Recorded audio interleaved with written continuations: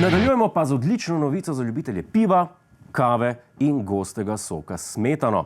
S ponedeljkom bodo v Sloveniji zopet pričele obratovati gostilne, vendar bo strežba dovoljena zgolj na vrtovih in terasah.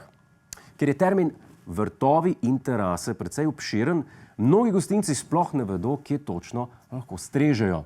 Zato je najboljše, da se ravnajo kar po kadilskem zakonu. Tam, kjer lahko stranka kadi, lahko tudi pije. Ker pa še vedno veljajo pravila socialne distance, boš v gostilni lahko za isto mizo sedel zgolj s člani lastnega gospodinjstva. Super, na pir greš lahko z ženo. Točno to, kar si je večina Slovencev želela. Če se v gostilno odpravite s kom drugim, morate namreč poskrbeti za dovoljšno razdaljo, kar sproži zanimivo vprašanje. Če se tistih 5 sodelavcev sme voziti skupaj v službo, a grejo lahko po šihtu še na pir? A za to rabijo potrdilo delodajalca. Zgleda, mogo sestaviti en dokument. Jure Godler SP, potrjujem, da lahko moji zaposleni Celec, Žerjal in Krojcer grejo skupaj v gostilno na pir. Vendar zgolj, če časti Žerjal.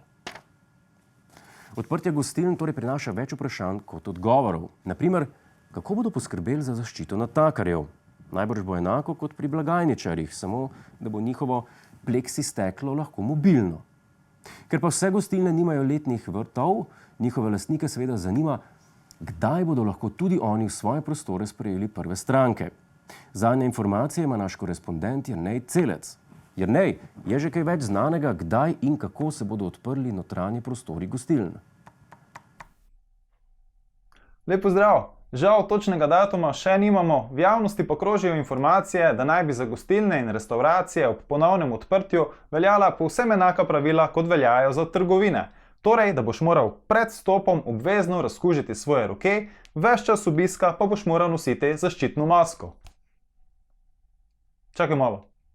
Če bo moral ves čas imeti gor masko, kako bomo potem jedel pa pil?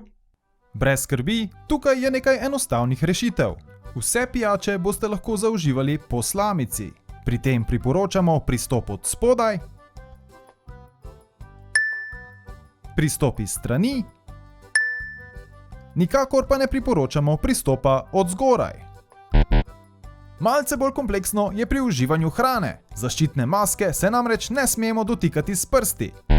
Lahko pa si jo nežno odmaknemo z vilico, z žlico ali celo s kitajskimi palčkami.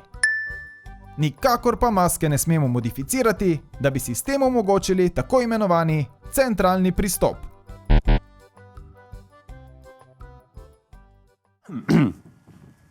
Hvala, Jernej. Zdaj so vsi problemi rešeni. Hej, to je naš YouTube kanal, klikni na ta gumb in se naroči, da boš na tekočem.